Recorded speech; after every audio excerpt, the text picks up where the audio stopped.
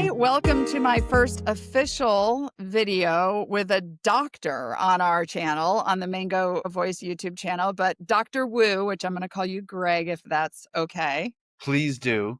I Okay, good. insist. So Greg and I met probably 6 months ago. When were we in Connecticut? Yes, 6 months ago at the CDSA, the Connecticut meetings. Yes, the Connecticut meeting. We were introduced and then we've kind of followed each other around to different dental meetings. We were talking last time and I was like, you would be a perfect person to be on this YouTube channel with me to talk about all things doctors, all things in the office, all things having to do with all of the new technology coming out. So welcome. Thank you for spending some time talking with me. Thank you, Laura, for having me. I'm really excited to be here. I'm that person who's an early adopter.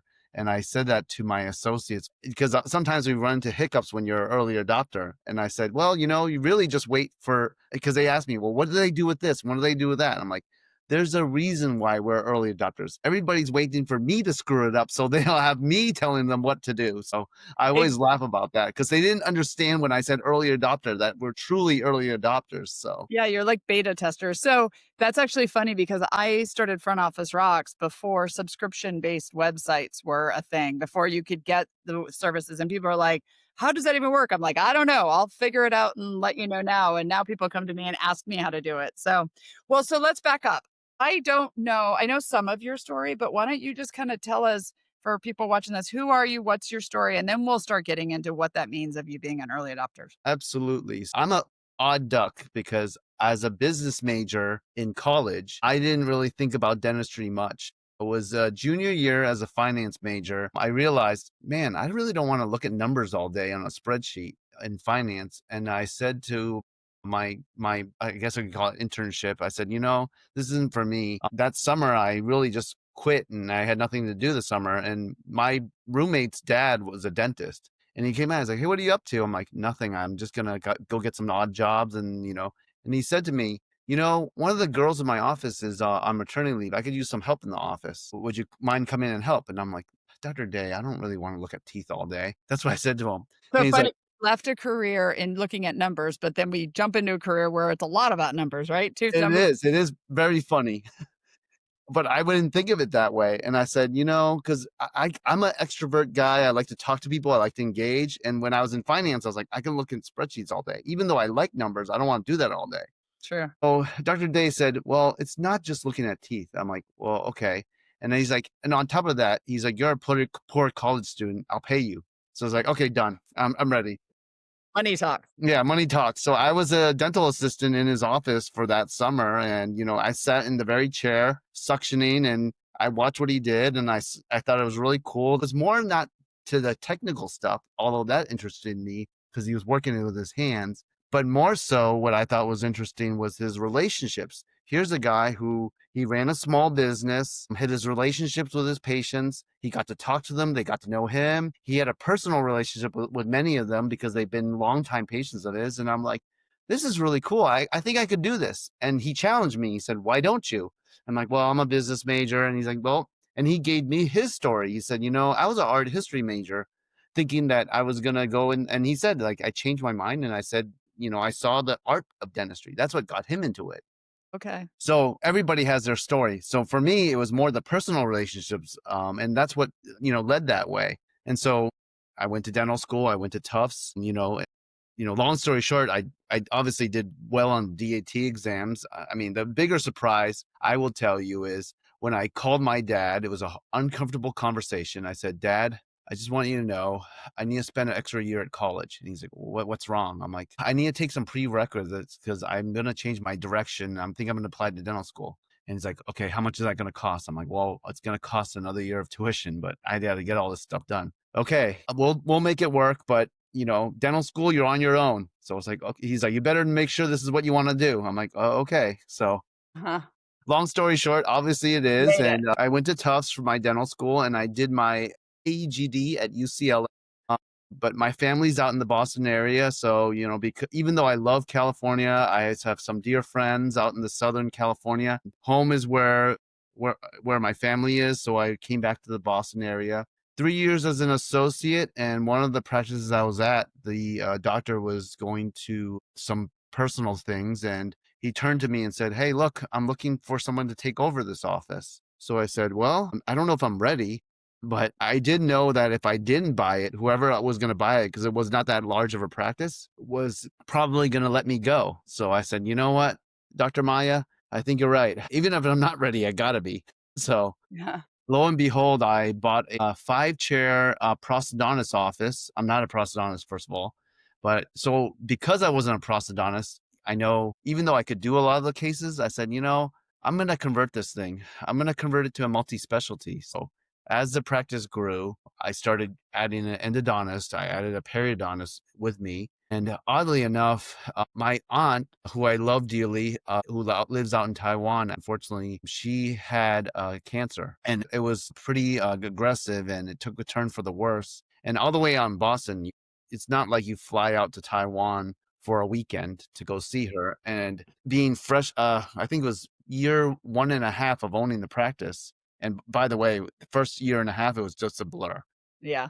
Like we talked about numbers, it was like, I didn't know what a PML was. I mean, I sort of did from college, but it was different when you actually own the business and you're running everything. And so I remember being like, I'm the solo GP here. I got to figure out who's going to cover my office, because I'm going to go to Taiwan. I'm not going to go there for a weekend. I'm going to go there for about 2 weeks to see family, see her. And my mom said to me, she's like, you really should go, because this might be the last time you see her. Oddly enough, one of my classmates who was in pediatric residency at Tufts, he had some free time, and I said, "Hey man, can you do me a favor?" He's like, "What is it?" I'm like, "Would you babysit my office and just check hygiene?"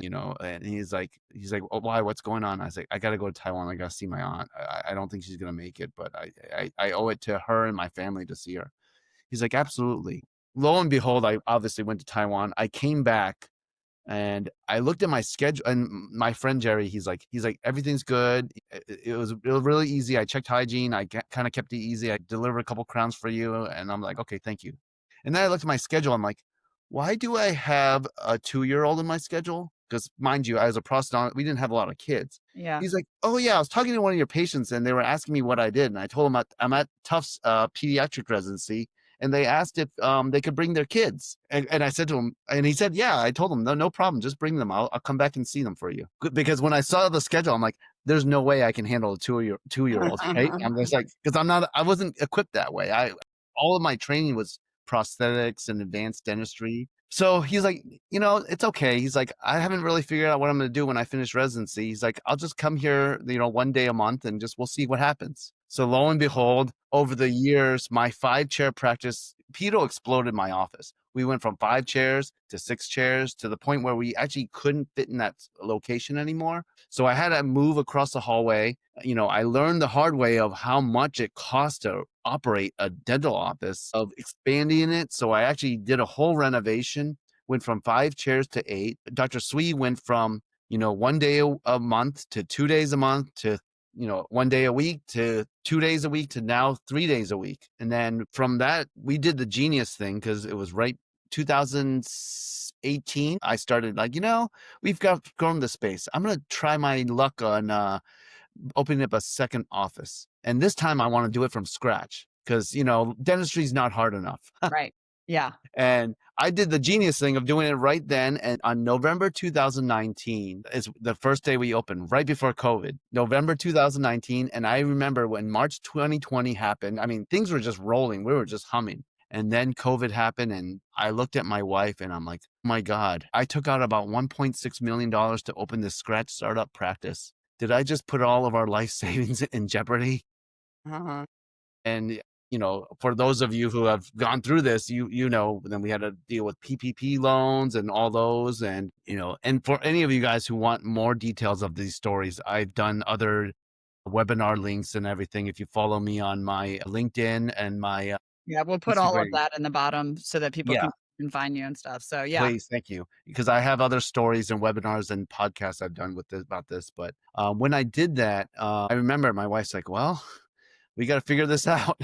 And so you talk about overcoming adversity. That's step one. Uh-huh. The second part of that is, as you know, with everybody in COVID, and we've talked about health concerns, I had my own health concern. March 18th, 2021, I suffered a stroke. Now, again, I have some podcasts and I've done some speaking about this. It changed the dynamics of not just my practice, but now my personal life. And if for those that are curious, the whole right side of my body, I was paralyzed, and I've obviously gone through some PT, tremendous OT, and I still have some numbness and I get a lot of fatigue. And for that very reason, I said to my team and my doctors that are with me, I said, I think the best thing for me to do is to phase myself out of clinical. I was going to anyways. I'm 48 now. My original plan was to phase out by 55, and you use that time to explore, do more of the podcast, do some speaking engagements. But because of what happened, I said I got to move the timeline. Mhm. I know a lot of people ask me about what happened, and the first thing I say, I always reference to this quote, you can cry in the storm or you can dance in the rain. And I always choose the latter. I said, there are some bad things that happened, and you could say it was bad luck that I suffered the stroke, but it's also a great thing because the connections that I've made since the stroke would not have ever happened if I didn't have that health Right, scare. I right, wouldn't have actually met you, Laura. I can actually be honest, because I wouldn't have been on this journey of looking what else I wanna do in dentistry. I wouldn't have met you at CSDA. I wouldn't have, I was already converting into Curve software in the cloud, but I wouldn't have approached Curve about doing all the things I've done with them as well. right. So that's what I was gonna say is one of the things that I heard a quote years ago where it's like, "Life is built on transitions." And if you listen to your story, and thank you for sharing that, like, your story is about transitions. Like, you went to school and then changed and then, had to go take care or go see your family and then your stroke. So, like, life is built on transitions. Very rarely do we say, "And then for the next 10 years, things were great, and this is what" it's literally about transition. So I should almost name this series with you about transition. So I love it. One of the I mean, I'm glad that you're here too, and I'm glad that we've met, right? One of the things that I love about speaking with you is I'm from the office too, right? Being an office manager, you're in the office and you are willing to try new things. You're out there trying to see what's the next latest, greatest. You're willing to be a beta tester. You're willing to do all these things, which is what I got excited about talking with you because you're living it every day. You've been living it. So, one thing I want to mention is that we're going to go through in this whole series with you and I that you work with a lot of different companies and they may come or go in your practice. This is not a promotion for one particular company or another company. What we're going to do is really start to talk about this day-to-day things that you're trying out in your practices and how it's working for you and that you have the ability to do those things. So just kind of setting the stage of why I wanted to hear your story and why you are in the place that you're in and then what we're looking to go forward with. So tell us right now, what is the makeup of your practice? How many doctors do you have? How many hygienists, specialists? What is the makeup of your current practice? So my main practice, which is in Westford, is 8 chairs.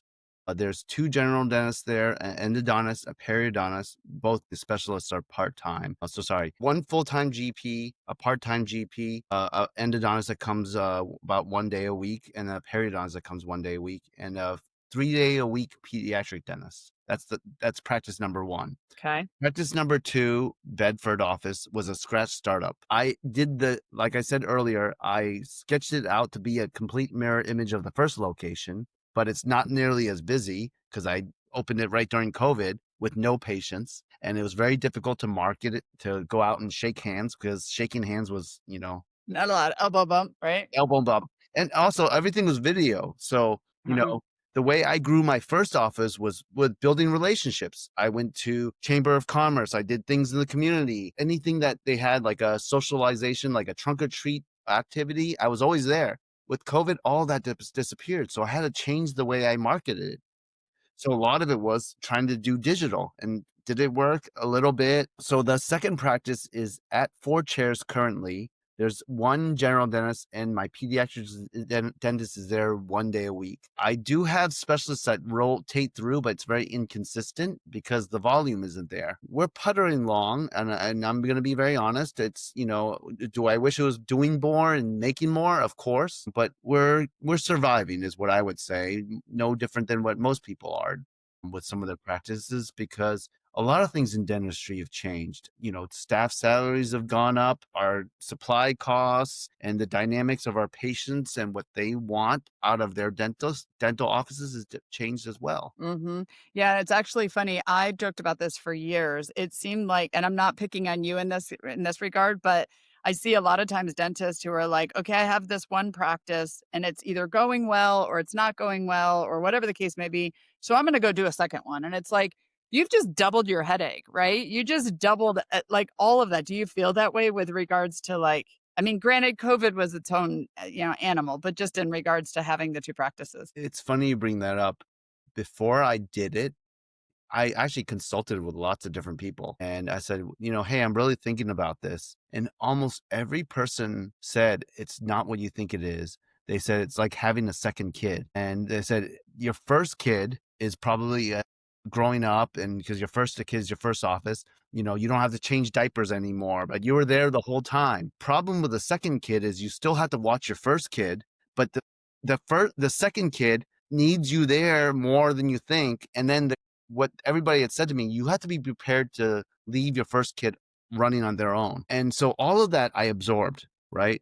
And what I said to them is like, I totally understand, but I want to challenge. I love having a challenge. I said, and more so than not, I know people always say, people think of talk me into this. For me, it wasn't talk me into it.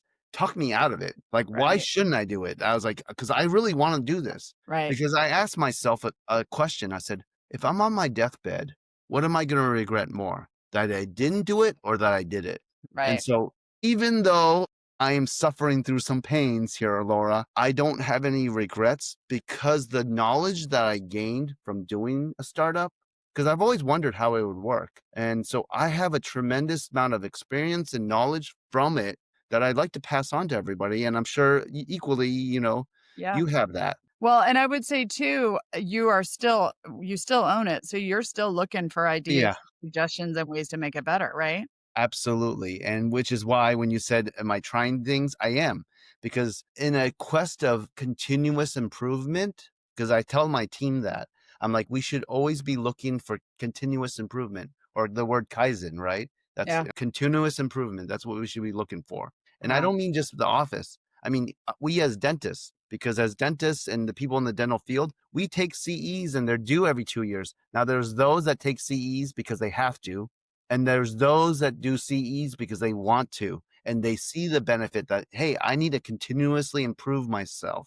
Because if I don't, someone else is going to come out there and is going to surpass me. And it's not about your comparison with someone else. You should be a better version of yourself today. Right, right. There's a plug for why I'm doing all these interviews. So if you're looking, I mean, and honestly, you should come over to the Mango Voice YouTube channel too, because I'm interviewing the best consultants, the best people in different areas of phones and team and all of that. So I'm hoping to help dentists and office managers and teams like improve and grow. So this series with you is going to be about kind of all of the, if you haven't noticed already, what I find about you is you're very honest. You're like me. You just like say it how it is, right? This is where I've learned and this is mistakes I've made and here's the thing. So we're going to go in and talk about all of the different areas that you've tried something and it worked or it didn't work or where you're still trying it or what you're looking at. Tell us a little bit about your thought process. You just told us like if on your deathbed, am I going to regret that I did or didn't do it?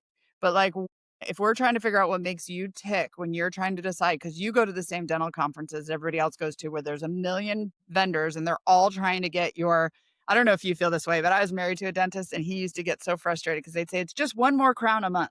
Just do one more crown a month. And if you add up one more crown a month, I got to do 50 crowns more to justify all this. So what makes you kind of tick in making decisions and evaluating options for your practice? So the first thing is it going to either, I look at it three ways. Is it either going to make me more money right off the bat? Is it going to save me time? Or is it going to improve the experience for either myself, my team, or my patients? If it can check off one of those three, then I'll look into it and see how I'm going to integrate it.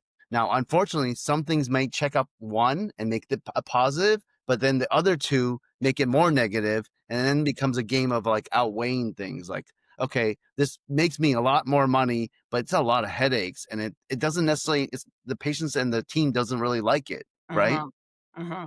Or, I mean, there's a lot of it's a balancing act. It's like a three-way, seesaw. So we talked about your doctors and the production, what you guys offer, but what about your team makeup? What does the team look like? How many people do you have on your team? So our my first location, both locations have an office manager. The small startup, the office manager there is also a hygienist. So that's kind of built-in redundancies because it's a smaller office, obviously. The two locations are about 20 minutes apart. So there is some redundancy of people going back and forth anyways, just so you know. The general rule, because it's different doctors every day or different amount of doctors, I always like to equip where if you have two doctors, it's plus one assistant. Like, so two doctors, there's be three assistants on that day. If there's three doctors, there's four assistants. If there's one doctor, there's two assistants. And so most of the assistants are full time, but we do have some part timers because we have part time doctors. Same thing with hygienists. In Westford, we have three hygienists, preferably full time, but sometimes depending on certain years, we've had part timers that we kind of mesh together. And as you know, being in the industry, it's constantly morphing because if someone with certain skill set leaves, then you try to find that, but you don't always do. So you make pivots, right? So you're I like, actually, one of my jokes is you ever notice when you take the team picture for your website, you get everybody looks good, you get the photographer, you take the team picture within a month or two, somebody's either quit or got fired or gave notice. Like, you're just like, we just got the picture done. or pregnant. Or pregnant. Yeah, exactly. Yeah, one time we had 3 hygienists pregnant at the same time. I'm like, "I'm not drinking the water in this office. I don't know what's going on." It's funny you said that. There was a year I was like, what the heck's going on? It's like, I thought I was done with this the first time around when I first owned the office. I'm like, when did they decide to have kids again? Yeah, that's so funny. That's so funny. Well, the reason I ask about your team and I wanna kinda bring this to an end here in a minute because we're gonna start jumping into more details going forward, but you seem to be like, you're gonna go find out the next thing and bring it to the office. You're gonna go find the coolest thing that we're gonna try things. We're gonna be open. How does your team do with all this? Like, how do you when you are you the kinda come back from the, whatever meeting going, "We have this new tool or this new technology we're gonna do." How does the team do with that with you? I learned that there were some hard lessons for me to learn from that too, Laura. I'm actually thinking about it as an office manager. Like, I'm like, if I had a doctor who's, like, always trying to find the next greatest thing, Yeah, you I'm want like to be kill like, me. "Oh, now what?" Yeah. Right? No, you what you do is you hide. I'll tell you, when I first owned the office, you know, when they used to send those things in the mail and, hey, tell the doctor about this, they used to throw them away because they didn't even tell me because they knew I'd be like, oh, look at this, look at this. That's funny. And again, I was a young dentist, so I didn't know any better. And then I had some hard lessons to learn. I'm like, you know, there I get excited seeing new things and new cool things, but they don't. So I'm like, how do I get them to be involved more? And then I'm like, well, I have to involve them on it. Because, you know, tell me and I'll forget, teach me and I'll remember, but involve me and I'll learn. So what I started to do was bring them to conferences with me, bring them instead of me going by myself, I would engage them and be like, "Hey," and I would tell them instead of me telling them what I saw, like, "Oh, I saw this really cool thing. Hey, do you think this is a problem in the office?" Because I would ask them questions like, "Hey, do you notice that when this happens, we run late?" Or, "Hey, do you think that the patients would like to have the crown on a single visit versus having to come back with a temporary crown and then all the other?" And I would say, do you think that sucks? And do you think there's technology out there, even though I already knew the answer, but do you think there's technology out there that could fix these things? Right? And so then it wasn't my idea, it was their idea. And then they came to me and like, hey, we really should do this. Oh yeah, that's a really great idea. Right? It's So like I don't know if that helps when you, not saying our staff is kids, but yeah, like, if you include them and they come up, they wanna be part of the solution then. yeah, I had some hard lessons to learn when I was a young doctor. I'm like, oh yeah, being the boss, you're not really the boss. I'm actually working for them, or what they call servant leadership. Learned that the hard way. I'm like, I'm really working for them. They're not working for me.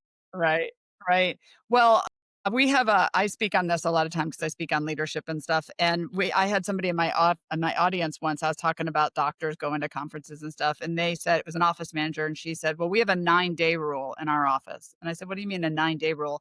She goes, "The doctor goes to a conference, and if he comes back with whatever the new thing is he wants to do, we wait 9 days, and if he's still talking about it, we'll take him seriously, right? Because, I mean, you go to these events and you get so excited and you're like, this is going to solve that problem. That's going to solve this problem. but the actual implementing, bringing it into our workflow, having it work for the practice, that's like a whole nother headache. That would work, but not for me because I'm someone who writes things down and I put like calendar invites, like as we were talking about when I know Laura, we were trying to connect before, and I put reminders like, hey, I got to make sure I get this done, like a to-do list. And so I'm someone who likes to close loops. And if I knew that they were doing that, I'm like, okay, 9 days, I'm going to talk about it again. 10 Just days. There you go. because, just Yeah. because I don't want them to figure it out. I'm sure But they're I did too. but I actually love that. I think that actually is a very fair way because I mean, there are things after some time I'm like, maybe this isn't the best idea. Right. Yeah. Actually, and one of the things that I teach, I speak at ADOM, American Dental Association of Office Management. And I always tell the office managers when they go, because they go with a list and they're seeing all the speakers and they're writing stuff down. I'm like, don't go back to your office and tell your doctor you want all these things or you want to change all these things because they're never going to send you again to the conference, right? Pick the thing or the two things and write the rest down so you don't forget it. Maybe in 6 months or 3 months, it won't even be a thing anymore. But trying to change too many things too much too fast, you're going to get to a point where the team it's just one more thing. So yeah, so I wanted to hear your thought on that for sure. And I know Laura, you probably had this similar thing with your offices. You have a you have a team dynamic. There are people that adapt to things quickly and pivots to change. And then there's the other end. There's ones that are just very slow to do so. And then there's people in the middle. And what I found from every office and every team I've had, because I've had some, I mean, I've been practicing for 20 years now. So I mean, I want to wish I could tell you that I had the same team all throughout, but I didn't. Yeah. So, but it's always a third, a third, a third. I feel like that it's a bell curve. A Uh-huh. third are very fast learners and they're very excited to get things going. A third is like, nope, this is dumb. I don't like this. And then there's people in the middle, and that's the ones that's going to sway and make or break you. Exactly. And it really depends on the subject or the change that you want to implement too. So it might be something in hygiene that your hygienists are all for, but Yeah. your front office is against, or it might be the old school. We don't want to do that. We've always done it this way. So it's really, it's good that you see that for sure. And so let me ask you this question, Laura, since we're on that topic. Sure. What did you do when you felt like it was a standstill with the three? Because I have had those issues, and I'm just Yeah. curious what your take is on that. Yeah, so actually, it's funny. You're the first person to ask me a question on this on these videos too. So one thing you said that my antennas went up, but you kind of explained it was that you work for them, and I love that you said that because of servant leadership, right?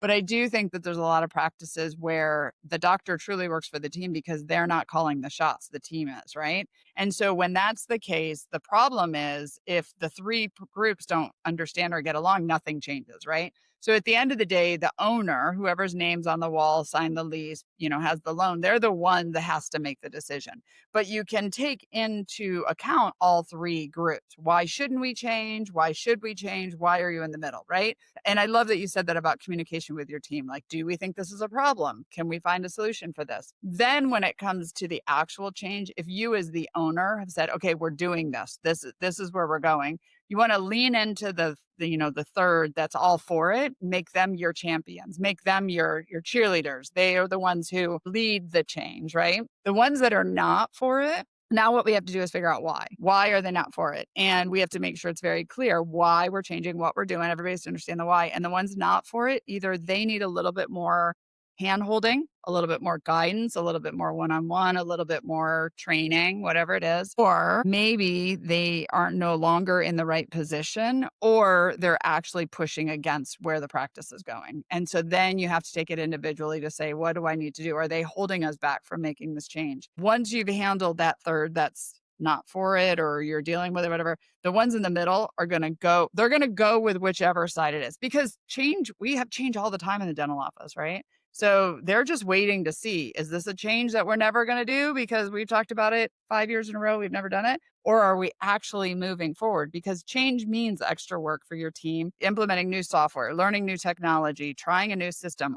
They're waiting to see which team's going to win, right? So really kind of, and I talk about this actually with Cassie Talon in another video. We just did a whole thing on change management because the only thing that stays the same is change. Like, So true. and the only thing that we're changing every single day. Your practice is changing. If you're not embracing new technology yet, follow this series with Greg and I, because we're going to be talking about how to implement new technology, because change is inevitable. You can't stay the same. You don't want to have the same practice you had 5 or 10 years ago. Well, and I'll even say that we personally change. I'm not the same person 5 years ago, and nor should your assistants, your office managers. They should be developing. For better or for worse, you are always constantly changing. We as humans do. Yep.